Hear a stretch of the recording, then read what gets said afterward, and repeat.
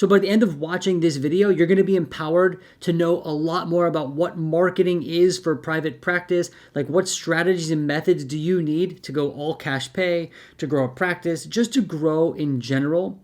And in addition to that, you're going to know what strategies you might want to deploy in your own private practice so that you can achieve your goals. You see, people are often asking about how to grow their practice, and they want to know what are the methods, what is the method that I need to use to grow my practice. And people often throw out all sorts of solutions. You'll hear things like networking, Google Ads. People try to sell you things like these crazy expensive programs. I mean, you'll get a ton of different answers, but yet we're always left wondering, is this really going to work? Is this really going to take my practice to the next level? Is this worth investing in? We leave maybe even more confused by the suggestion than we did when we first started. And so today we're going to clear all that up. I'm going to talk to you about different strategies that you can consider, what the strategies are, how they work, and I'm going to share with you the methods and strategies that people are often trying to sell you when they tell you they can fill your practice in 30 days or make you a thriving cash pay practice in 3 days, those kinds of things. I'm actually going to break down what those strategies really are, okay? But before we dive into that, if you haven't done so already, please go ahead and subscribe down below. Hit the thumbs up button on this video. Only if you want to, though. There is no pressure. So the very first thing we have to answer is, well, what does it mean to actually grow your practice? And this is not a trick question. What do you think that means? Like, what are you actually asking when you ask that question? You're asking, how do you get more referrals? It's that simple. So that's the heart of the matter. This is the problem we need to solve, getting more referrals. And people usually want a consistent stream of referrals that they can depend on. That way, we're not so dependent on the ebbs and flows of the season or the algorithms of platforms like ALMA, Psychology Today, and other directories. So then we also have to ask, well, how do we get more referrals? How do we grow our practice? And to simply answer this question, it is through marketing. And you know what I'm going to do now? Ask you, what do you think marketing is? Again, not a trick question, but let's just answer it really simply. Marketing is essentially taking your practice or your service and putting it in front of as many potential therapy seekers as possible to convince them that your service or your therapy practice is where they should receive their therapy or their services. Right? That's marketing. So whether they know it or not, when people ask about how to grow their practice, they're actually asking, how do they market their practice? And so let's talk about it now. I've broken marketing for private practice into 3 categories. The first one is going to be the directories category. And then I have another category for Google, SEO, and other social media ads. And then finally, I have what's called a miscellaneous category. But let's start with the directories category. So when I say directories, I'm referring to platforms like Psychology Today, ALMA's directory, Headway's directory, ZocDoc. These are all pretty much the same thing, right? You have a profile as a therapist on there, and then you are put inside of a database basically where people can find you when they're looking for therapy, and then they can contact you to book an appointment. Now, directories are really good. They're typically a cost-effective way to market your practice. So something like Psychology Today, I think, is about $30 per month, no matter how many bookings you get. Headway's free. ALMA has a monthly fee. But at the end of the day, the directories are typically cost-effective, and then they also do a really good job of putting your practice in front of therapy seekers. That's the kind of directory you want to be listed on. The directories that are popular with therapy seekers. Because the only way you're getting value from a directory is if a therapy seeker goes on there and searches you out. And the more therapy seekers that are on there, the better your chances are of being seen. And my advice is that if you're able to, listing yourself on popular directories, as many as you can, doesn't ever hurt, because it's typically a really cost-effective way for marketing. Let's say you get 2 referrals in 1 month from something like Psychology Today. That is absolutely going to pay for itself over the course of a month. It actually only takes 1 referral for Psychology Today to pay for itself. And these other directories are often similar. So being listed on directories is going to be a really good idea. I would even say that a directory listing like on Psychology Today might be enough to even fill a solo practice with no problem. I don't mean like overnight, but over time, you could pretty much depend on a simple directory listing to fill and sustain a solo private practice, most likely. Now, it's not going to be the ideal situation because, again, there's ebbs and flows with these directories. You might go through a period where you get a lot of referrals, then a period where you get none. So directories are never going to be truly consistent. Now, if you're trying to go to the next level, you want to be cash pay, you want to start a group practice, a single directory listing is certainly not going to do that. Now, people are often misled because they think that when they sign up for a certain directory, it's going to solve their problem problems, right? It's going to help them grow instantly. But these directories don't work that way. People are really surprised sometimes when they don't get any referrals or the referrals trickle in really slowly. Let me just normalize things for you. No directory is going to totally fill your practice or be an overnight sensation, at least from my experience. It didn't work for me that way, and it doesn't work for most people that way. But the directory is kind of sold that way, right? We think that if we're listed there, we'll get referrals.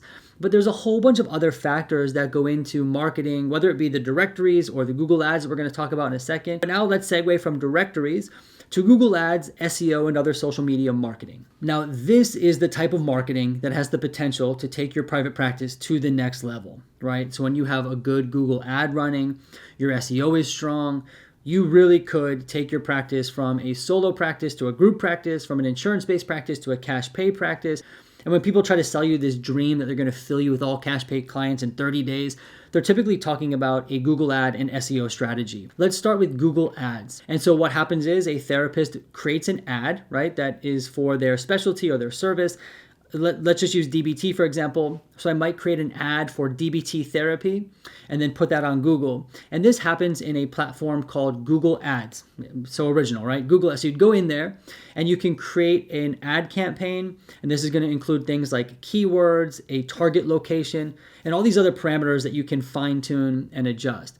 And at the end of the day, what you want to have happen is that when someone searches DBT therapy in New York or DBT therapy near me, that my ad would pop up. Now, when it comes to Google Ads, you are paying per click.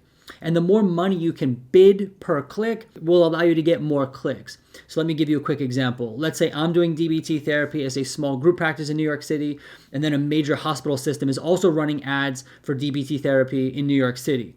They are most likely going to have a massive budget, and I am not.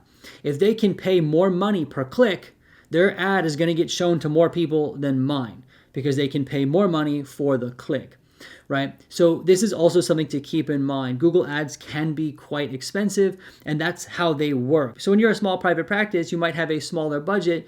This doesn't mean you won't get clicks. It just means you might get less clicks. But regardless of numbers of clicks, what is happening through a Google ad is that your practice is now getting shown at the very top of Google search results. If you ever search something on Google, you'll typically see like a couple of ads listed at the top and it'll say ad next to it. And then you'll find kind of your search results down there.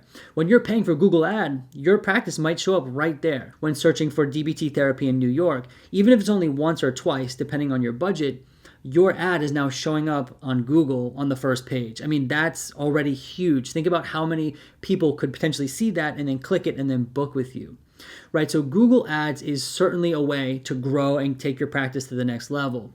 Now, when it comes to Google Ads, one of the problems is it's very easy to make an ad, but it is not easy to fine tune and adjust the ad so that it works well. So my personal opinion is that you should consult with or work with an expert who can really help you make this ad and do it well. It involves a lot of stuff, keyword research, target locations. I mean, these things take a lot of time, a lot of work, and a lot of effort. So I would consult a professional who can really help you out, someone who has some background in marketing for private practice. I'll leave a link down below to some options for you, but this is something you might want to invest in. Now, the other thing is, like I mentioned before, Google Ads can be quite expensive, and it might actually have a learning curve phase. So for example, I'm working now with a company who's making a Google ad for me, and we're a couple of months in. We haven't really seen any results yet, but we are fine-tuning the ad so that hopefully over time that ad will start to generate referrals that stick and that work. But again, it's not a one and done solution. It takes a lot of work, a lot of effort, and a lot of upfront cost.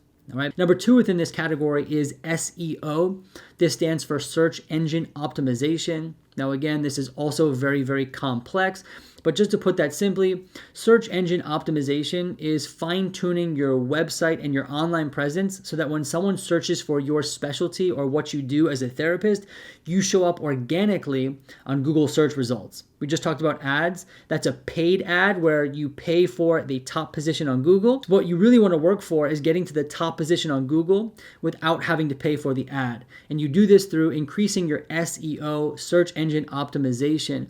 Now, this is done in several different ways, and there's so many factors here. But a couple of things that people do to improve SEO are to have a good website design, right? So to make sure your pages and landing pages and your photos and all that are designed well and it looks good and it works well for Google. There's a certain way that Google likes your website, right? So again, a marketing expert is really going to help you make sure your website is tuned for SEO. In addition to that, you're going to want really good copy. This is also going to relate to keywords. Copy is all the writing and text you have on your website. So when someone clicks on your homepage, what does it say? When someone clicks on your specialty, what are you saying to them? So you want your copy on your website to really speak to the person who's reading it. So if I'm searching for DBT therapy on Google, I come across your website and I click on it and it's written in such a way that I feel like it's speaking to me and that you can help me, I'm likely to book with you. Now this is also a real skill. A lot of people can't do this on their own. You might need some help. I certainly did. So I actually had a company help me write the copy on my website, help design some of my website and also write the text that's on there so that it was optimized not only for the reader who lands on the page, but also for Google. So are they using the right keywords on the web page so that when someone searches it on Google, I pop up. SEO might also involve things like active blogging, right? Again, using keywords and writing about topics consistently so that when people search for you on Google, you pop up. Now, I might be overwhelming you here with SEO, and that's because SEO can be overwhelming, and there's all sorts of strategies to improve it. But I do think that if you want to focus on growing your practice, SEO can really take you to the next level. And again, though, I would really consider consulting an expert or a marketing person to help you with this because it's very easy to try to work on it, but then really not know what you're doing, thinking you're doing something, and you're really doing nothing. So consulting an expert is going to make sure that you actually are working within the framework of a strategy that is shown to be effective for other therapists. And again, I'll leave links down below to places where you can potentially get help with marketing and SEO. But now if we couple SEO and strengthening that with Google Ads, you can see now that our practice may start showing up on Google when people search. Clearly, this is going to be a good marketing strategy, right? It's the #1 search engine in the world. So if you're starting to show up on Google when people search for your type of therapy, think about where you can take your practice, right? Not only are the numbers going to grow, but you might be able to transition from insurance-based to cash pay. There's a lot of potential if you get this to start working. But essentially what we're talking about is two things under this category: paid Google Ads and strong SEO. And so again, when people say they can fill you in 30 days, all cash pay, they're really trying to sell you their SEO strategy. Now, there is no one and done strategy. There are tons of them. Some are more effective than others. But this is what they're trying to sell you: an SEO strategy that will fill your practice through Google search results. All right. Now, this is really key. There are other factors like location is a huge factor here. And actually, let's just talk about that now. This is going to relate to the directories as well. But when we do things like Google Ads or even listing ourselves on directories or even creating a website and developing SEO, it's not as simple as, having a good website with good text. But there's a couple other things you also really have to consider. One major one is where you're located, right? Let me use myself as an example. I'm located in New York City. Right? And around me, New York City it's a big city, but if you think about the mileage, it's really not very large. Within several miles of where I'm located, there are some of the best hospital systems in the world: Cornell, Columbia, Mount Sinai. These all have psychiatry departments, right? And a lot of them do DBT therapy, or they do ADHD therapy. All these things that I do, they also do. But think about their marketing budget. Think about where they'll show up on Google search results. If someone searches ADHD therapy near me, do you think that I'm going to show up above Columbia? Probably not. Am I going to show up above Cornell or Mount Sinai? Probably not. I don't have the resources to compete with them. I can't. I'm just a small little group practice, right? So I can maybe have the best Google ads in the world, and I'm going to struggle to compete in New York City simply because of where I live. Right? That doesn't mean it won't work, but it's not going to be the same as if I lived somewhere where there wasn't a ton of really world-renowned hospitals around me. The same is going to go for directory listings, right? If I'm in New York City, there's going to be a bazillion other therapists that show up on search results. So I am likely to get lost in the sea of people. Now, this doesn't mean not to do it. It's just something to consider, because I do see people getting really discouraged. They'll see like someone else filling up their practice on Psychology Today who lives maybe somewhere more rural, and then they live in an urban area and they go on Psychology Today and they don't fill up. It could be because of location. Some other factors to consider are years of experience, right? So you have to think about from a therapy seeker point of view. Some people are looking for the number of years of experience that someone has. specialty and niche. So what exactly do you do, right? If you are someone who says that they do everything, you're a generalist, you're in a sea of generalists, right? But if you have a specialty, you're now going to be in a very small population of people. Although less people might see your practice as a whole, the people who are searching for you are more likely to find you because you have this specialty. Because being a generalist is just too broad. People are usually looking for something somewhat specific. So those are just a couple of other factors to really keep in mind when you think about marketing. And I know for me, I would see people on Facebook groups or whatever say that they were growing and Psychology Today was working and this was working. And I live in New York City. I thought, oh yeah, this will work for me too. So I'd sign up for something and it wouldn't work the way they described it. I was like, what is going on here? And then I started to learn one of the major factors for me was where I'm located. I'm located right next to a world-renowned hospital. So, people will search for it and then the hospital shows up and I don't. And, you hear me. So it wasn't about me. It was about where I was located. And so we work with these limitations and there are ways to work around it. And finally, let's go into this last category of what I would call miscellaneous strategies. I can't really organize them into the other two, so I have their own category. All right. So the first one, and this one's super important and it's also free. Google My Business. If you have not started a Google My Business profile, I would highly encourage you to do this. It is totally free. It's easy to do. It only takes a couple of minutes. And essentially, a Google My Business is a profile for your private practice. And what it's going to do, it's going to help you show up on Google Maps. Have you ever searched a restaurant like, Italian food near me, and then all these Google Map results show up? That's what's going to happen that's a Google My Business profile. So if someone searches DBT therapy near me, I might not show up on all the top results, but I could show up on that map right there, right? If someone's searching it.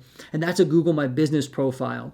This is incredibly useful. It has the power to get you a lot of referrals organically. So Google My Business, if you haven't done it, pause the video, sign up. It is totally free and can really help you and helps you show up on Google. And then within this category, we have other things that you've probably heard about before that I would not invest too much time or energy into, but that shouldn't be forgotten about either. And these are the things like networking, right? So whenever you can, networking with people who refer to therapists, always a good idea. Business cards and flyers, although these are seemingly antiquated, I still look at flyers when I'm at my local coffee shop, things like that. So if you have a place where people go and they're looking at flyers, you can hang flyers, then that's also an option. And then finally, social media content. Right. So for example, if I make YouTube videos about my DBT therapy or something, this could be another way to market my practice. Now, again, I'm not going to put too much time into like networking, business cards, and making social media content. I don't think that that's going to be like the driving force for a thriving referral source.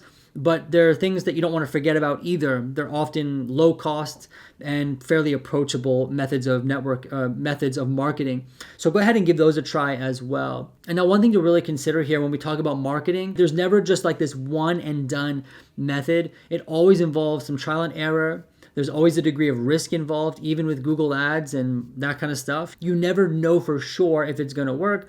And then you can see that the marketing methods that have the potential to really be successful are the ones that typically involve a bit more risk and a lot more money. Google Ads, SEO. You'll notice that this is where you start to see people charging a lot more money for consultations and for their services. But if it does work, that cost can really pay off. That being said, if you're just starting out, directory listings will work just fine. Some of these other ones, Google My Business, networking, they will work really well to get you started. And then once you get started, if you really want to go to the next level, considering Google Ads, SEO would be a great next step. I hope this video was helpful for you. I hope you learned something. At the very least, I hope this inspired you to run your own private practice because it really is awesome. However, until next time, I look forward to seeing you soon.